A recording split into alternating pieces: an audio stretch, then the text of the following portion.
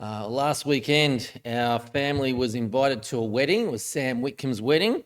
It was an all-round lovely time, except that it was in Newcastle. It's like over 3 hours away.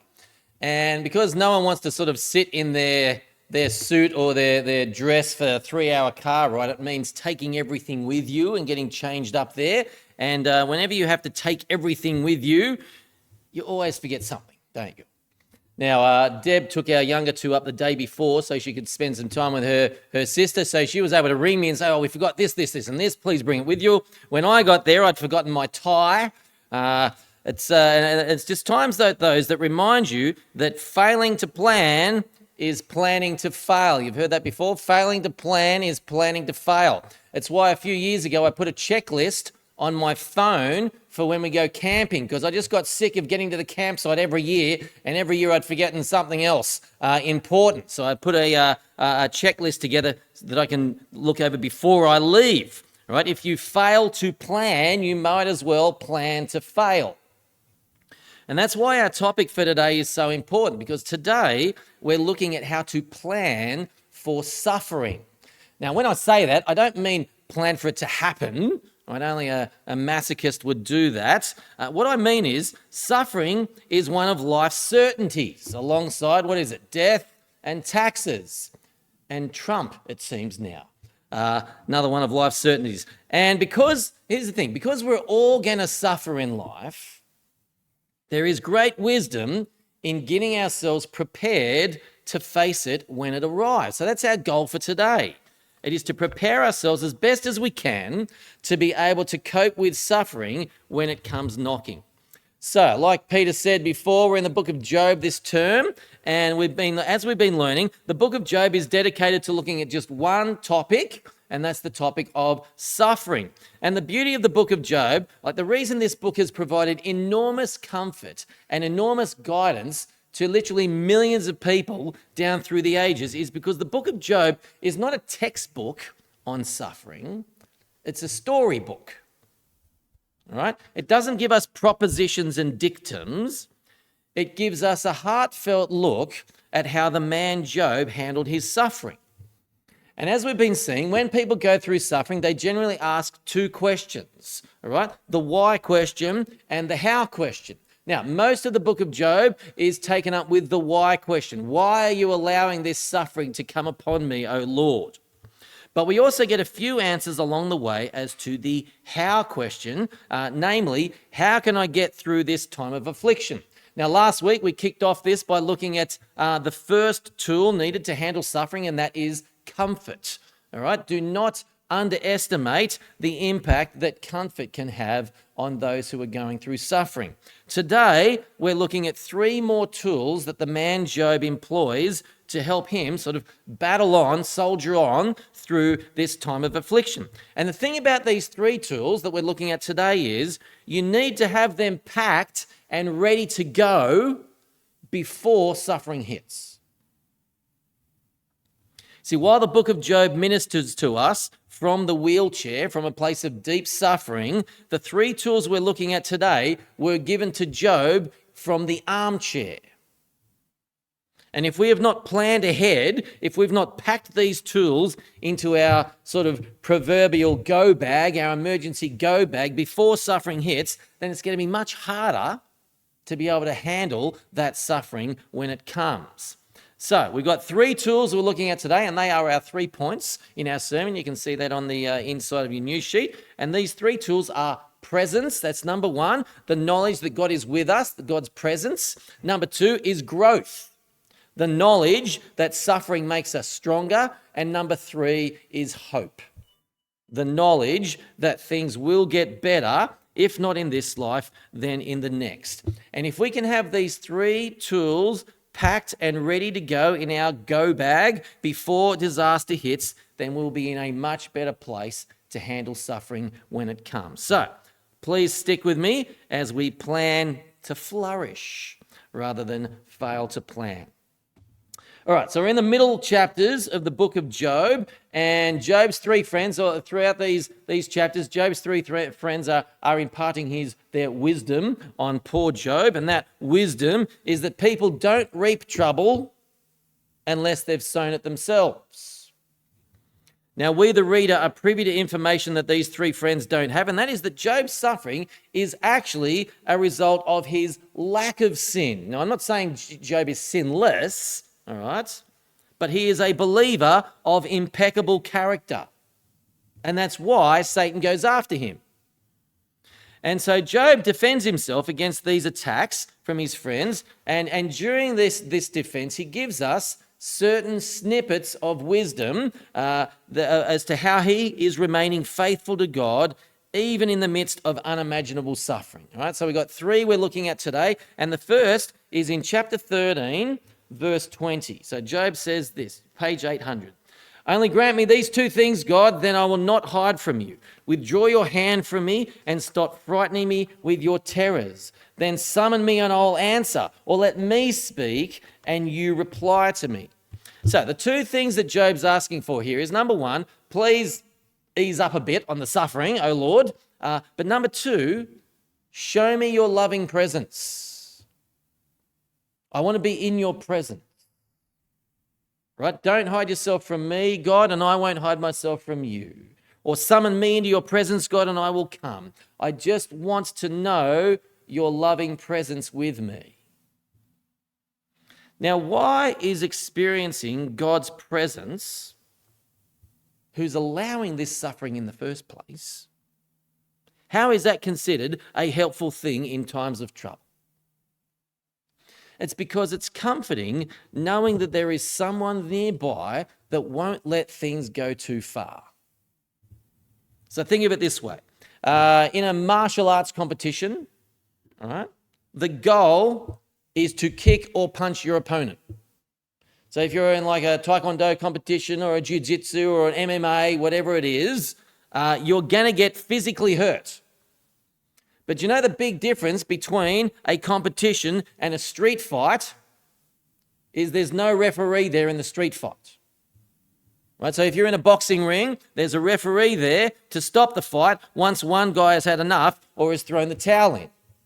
In a street fight, there's no throwing the towel in. The fight ends when the winner says it ends, and that's usually after it's gone too far. Now, the reason Job wants to know God is with him is because he knows God won't let it go too far. Okay? He knows he's going to get kicked and punched. He's not enjoying it. All right? He's getting kicked and punched just like a person in a martial arts competition, but there is enormous comfort from knowing there is a referee there to stop things from going too far. And so even though Job feels close to death in this time, he's actually asking for death in this time, he knows that God is an infinitely loving and powerful God.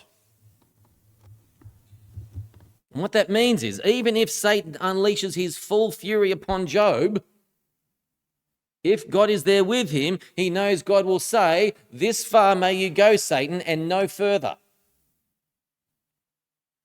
Right? So even though it may not look like it, Job knows God is still in control. And this is the first thing we need to pack into our emergency go bag, preparing for when suffering hits. All right? Our first piece of application is this. When suffering comes, we need to remember that God is standing in the ring with us, ensuring our suffering doesn't go too far. Now, you're going to get hit. Suffering is inevitable in this life. But knowing there is a referee of infinite love in the ring with us, who has said to Satan, "You may go this far and no further," it strengthens us. It encourages us. It comforts us to be able to get through it.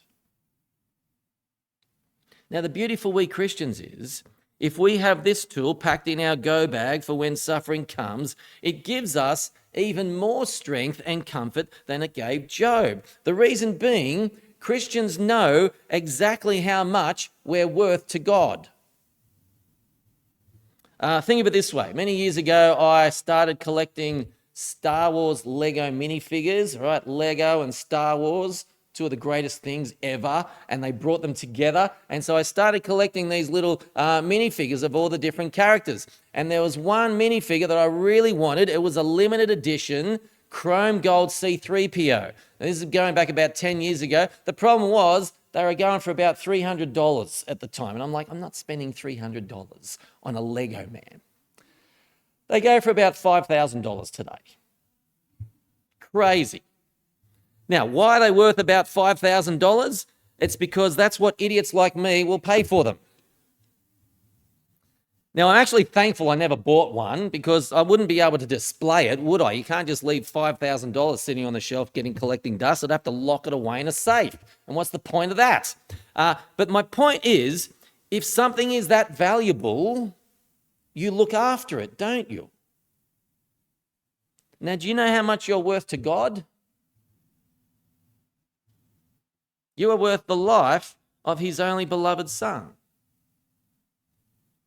In other words, you're priceless. Right? If I had a choice of giving up every single thing I own, not just my Lego, but the house, the car, everything, including my own life, versus giving up one of my children, it's a no-brainer. I give up everything else.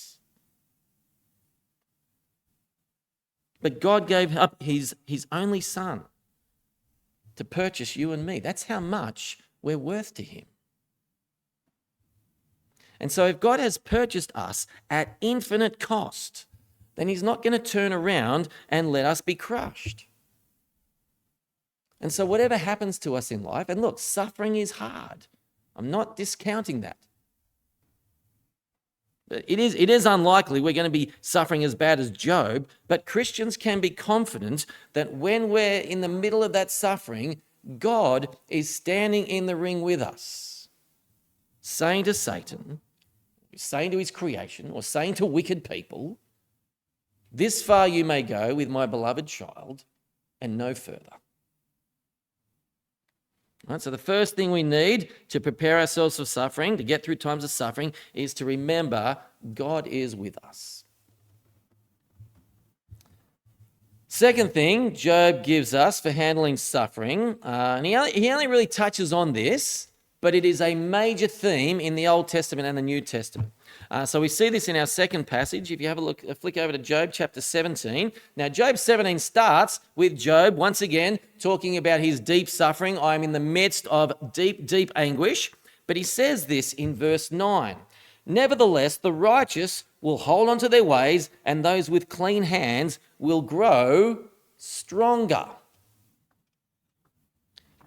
Now, to get a fully developed doctrine of this principle, we need to step out of the book of Job. He only touches on it in this verse. But the second principle that we need for dealing with suffering is the knowledge that that which doesn't kill us makes us stronger.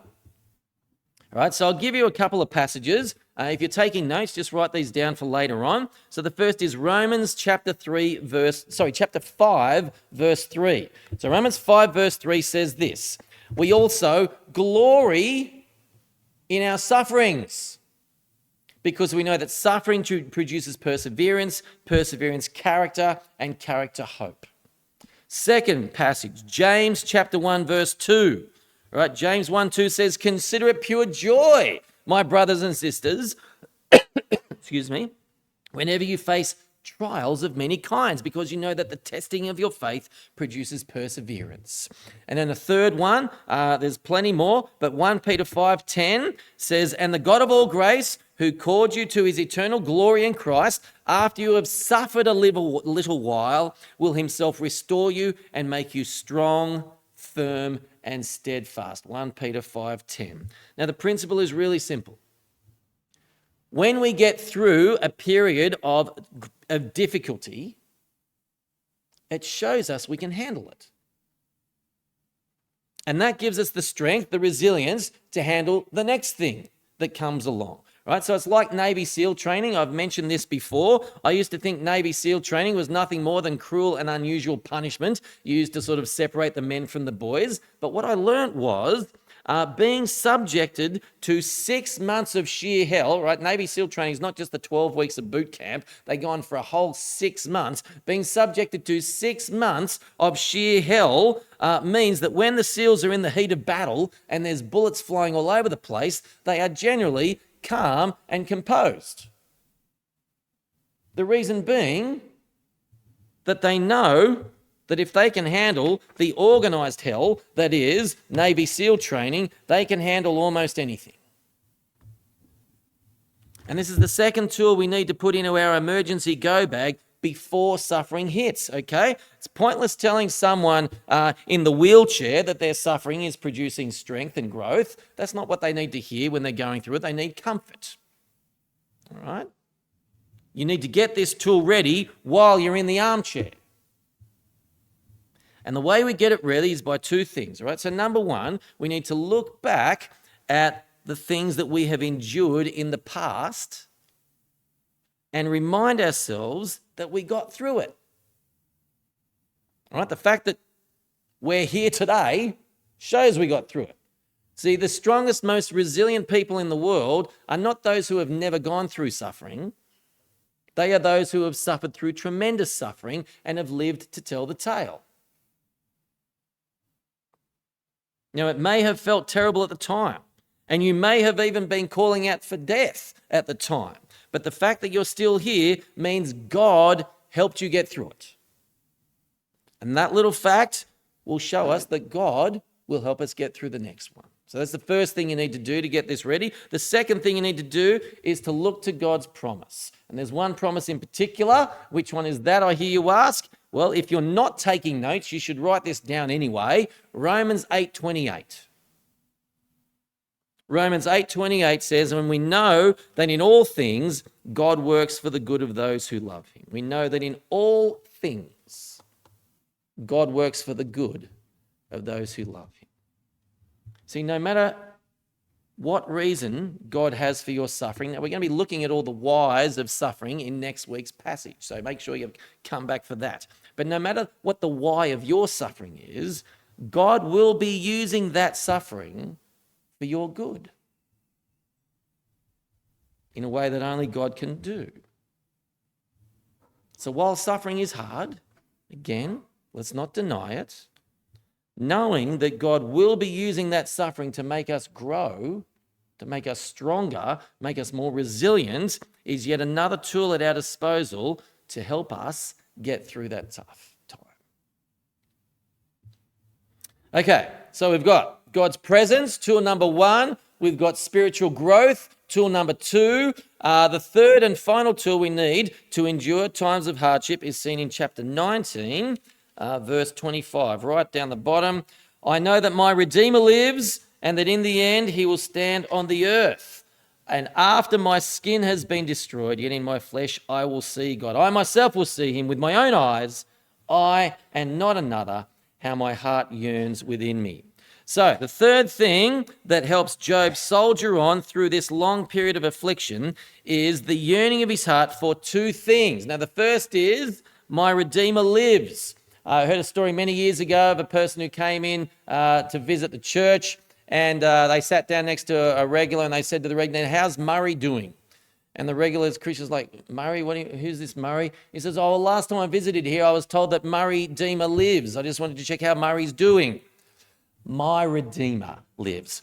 Now, the Hebrew for Redeemer is the word goel. And goel was usually a family member who would come to your rescue if you got into financial trouble, like a kinsman redeemer, right? And they would pay your debts off. They would get you out of significant debt. And so what Job is saying in verse 25 is that he's expecting that God is going to pay his debt, his spiritual debt. So that's the first thing. The second thing he's saying is that this is going to happen after my skin is destroyed. Right, verse 26, after his death. Now, what he's longing for here is to be vindicated before God. Okay, he doesn't want his death to be the end of the story. What he wants more than health or wealth or prosperity is to be able to stand before God justified. He wants to hear God say to him, "Well done, good and faithful servant." Now, the fascinating thing about this is that Job has no business talking about these two things. The reason being that Job lived, we believe, around 2000 BC, right around the time of Abraham and Isaac and Jacob. And the first mention of there even being an afterlife in the Bible doesn't actually come until the Psalms. It's Psalm 17:15, I believe, which is like 1,000 years later. So this longing to be vindicated by God after his death is actually anachronistic. There was no one else in Job's time talking about an afterlife. Well, what commentators tell us is what Job was longing for, Christians know as a reality. You see, some 2,000 years after Job lived, his Redeemer did stand on the earth. And his Redeemer's skin was destroyed through crucifixion. Yet 3 days later, God vindicated Jesus by raising him from the dead. Now, what this shows is two things. It shows, number one, Jesus really was who he said he was. He's the Son of God who has come to save his people from their sin. But secondly, the resurrection shows that Jesus' sacrifice for our sin was accepted by God. He didn't stay dead. And so what this means is the resurrection of Jesus Christ from the dead gives Christians something Job didn't have, nor does any other belief system on the planet have. And that is a certain hope for the future. So take atheists, for example. All right? Atheists pride themselves on saying, well, the existence of suffering proves that God doesn't exist. Now, such a claim is completely false to begin with, but, and we're actually going to see that next week, right? But let's just give them the benefit of the doubt, and let's just say that is true for a moment. At absolute best, all they've done is they've solved the problem of the existence of God. They haven't solved the problem of suffering. Right? Every belief system in the world has to come up with an explanation for the problem of suffering. And atheism is the absolute worst belief system to live under when suffering comes. Even atheists like Dawkins admit this. They admit that suffering is good and necessary for natural selection. Right, friends, atheism is a heartless belief system when it comes to suffering. But then there are the many religious belief systems around the world. And these all teach us that our future hope is based on whether we're a good enough person or not. Problem with that is, in a moment of honesty, no one can claim that they're good enough. Now, the beauty of the Christian belief system is it gives us a certain hope. And it gives us a certain hope because of two things, all right? Firstly, the resurrection is a historically proven fact. It can be proven beyond reasonable doubt. Now, I've talked about this many times before. Let me just give you the 4 points that show us that the resurrection really happened. Point number 1, the early Christians knew where Jesus' tomb was. It was a famous person's tomb, and there's no alternative stories. Number 2, the early Christians knew the tomb was empty on Easter Sunday. No one ever produced a body. Number 3, the early Christians, and this includes Jesus' own siblings, claimed they saw Jesus risen. And number 4, the early Christians suffered intense persecution telling the world he was risen. Right? The resurrection is a historically verifiable fact that points to our resurrection. That's our certain future. That's the first thing that shows us our future is certain. The second reason the Christian hope is certain is because our vindication before God has nothing to do with us and our actions. It is solely to do with Jesus' actions on the cross. And so the third and final thing we need to pack into our emergency go bag is the sure and certain hope that we have that awaits us beyond this life. This suffering will not be the end point. There will be glory beyond it. And that's the how of suffering. Right, so last week we saw we need comfort to deal with suffering. Next week we're going to look at wisdom. We need wisdom to get through suffering. But the three things we've looked at today are we need a knowledge of God's presence, we need a knowledge that suffering produces perseverance, and we need a knowledge that my Redeemer lives and he will vindicate me in this life or the next. And if we have those three things, we are in the best possible place to cope with suffering when it comes.